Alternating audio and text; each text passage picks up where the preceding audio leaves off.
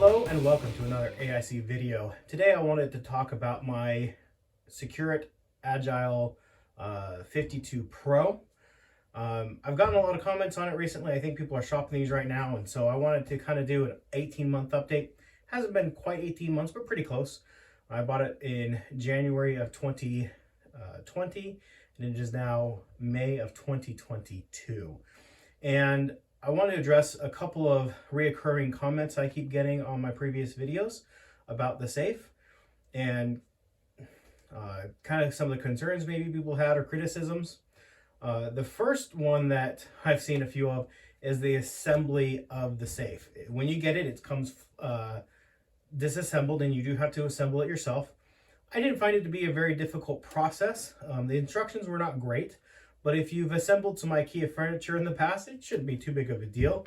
A couple things to note is obviously just pay attention to what you're doing and where pieces are going and the direction they're facing. One of the comments I got was about the back panel not being the right way and the person installing it upside down.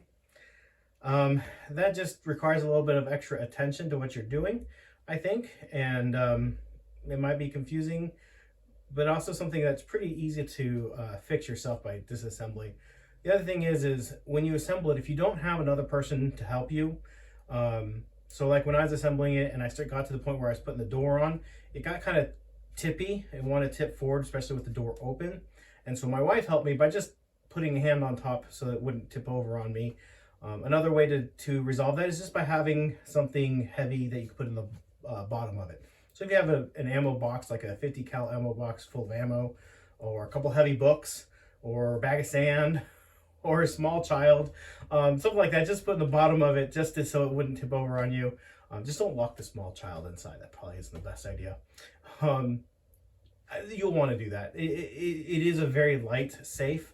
Overall, the construction is fairly light, the heaviest part being the door, and so it will want to tip over on you. So that's concern number one. I don't really find it to be that big of a concern or issue for me, but just want to address that. The next comment I got that I get fairly often is the keypad. Now, when I bought this safe, I was buying it for a very specific reason, to keep guns away from small children. I have small children and they have friends that come over and visit, and I wanted to make sure that those children didn't have access to guns. And so I wasn't going for something that would necessarily keep out an intruder or protect my guns from fires, even in a fireproof safe. Things get so hot that I wouldn't necessarily trust the metal of them afterwards to be safe to fire, so I would want to replace them anyways. Plus my risk of fire here is very low, so it's just not something that I feel like I have to insure for as far as the safe goes. And then as far as like security, like physical access to the safe, somebody would have to first break into my home and find it, and then so really small children. And the keypad on here is fine. This is not a professional safe. It's not one that you'd use like in a gun store where you're in and out of this thing 25, 30 times a day, if not more. I get in this safe on average about, I'd say about 2 to 3 times a week. And after 18 months, the keypad still looks and feels like it's brand new. The buttons are in great shape. They haven't caused me any issues or started to delaminate or anything like that. But I would definitely not buy this safe with this keypad if I was going to be in it significantly more often. Not because of SecureIt specifically or this keypad specifically, but this style of button. I've had this style of button on many different things in the past. I've had it on kids' toys, on like locks for outside, just different electronics over the years. And it is just a not very sturdy design of a keypad. It's just a piece of plastic with some little dome metal things that when you push, close a circuit, and they're just not long wearing. They just aren't if they get heavy use. Now it'll last a long time with the use that I'm giving it, which isn't a whole lot. But if you're in and out of this safe multiple times a day, you probably want to opt for a different safe because of that. In fact, you probably even want to go with something with a mechanical lock and not electronic lock, because any electronic lock is probably going to wear out faster than any mechanical lock you may use. Now, there are some electronic ones that may last longer, but that's for you to determine for yourself what your needs are. This, for a home gamer like myself that's not in and out of this multiple times a day, this lock is perfectly acceptable. Now, the last concern I've seen a lot of is the price. This is not a cheap safe by any stretch of the imagination. And for what you're paying for, you're really paying for features. You're not paying for additional metal, additional protection. What you're paying for is the ability to easily customize your safe and have a ton of space in a very compact package.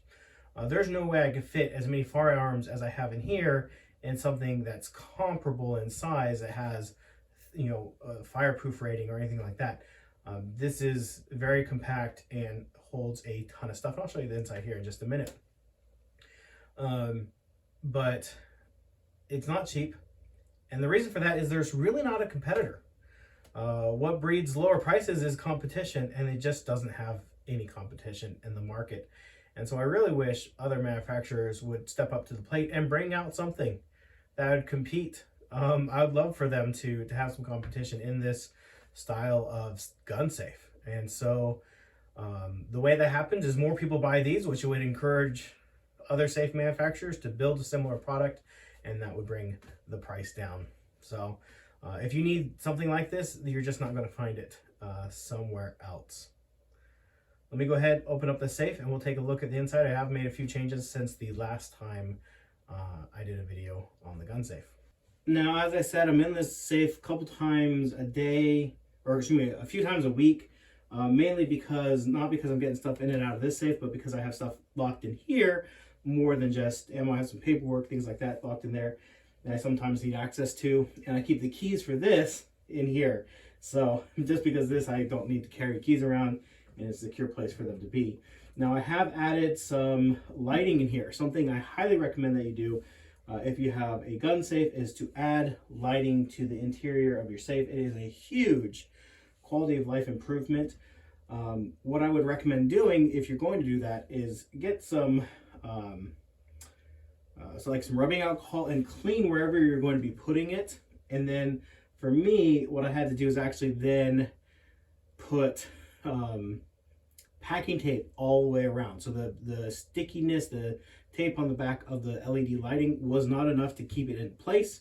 So I then went back and taped it into place with packing tape. And that seems to be holding secure now.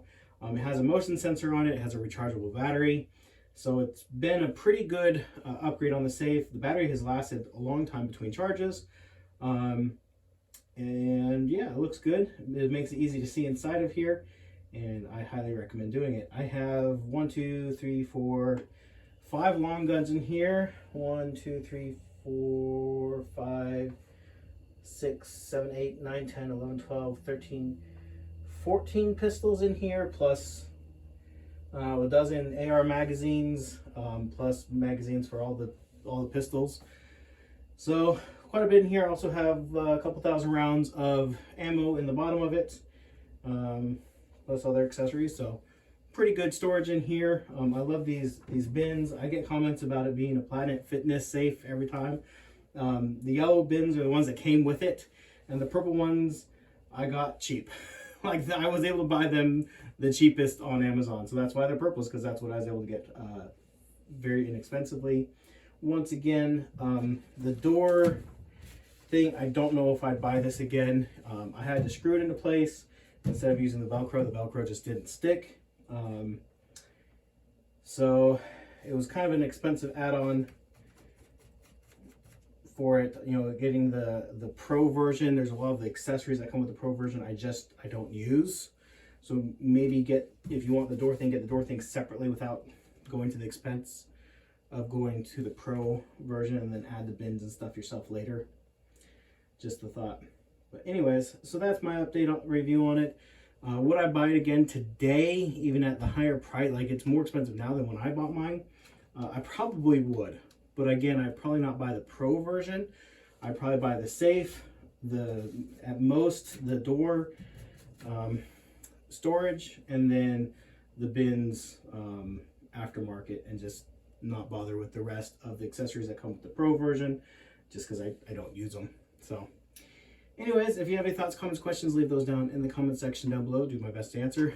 Thank you for watching, and I hope you have an amazing day.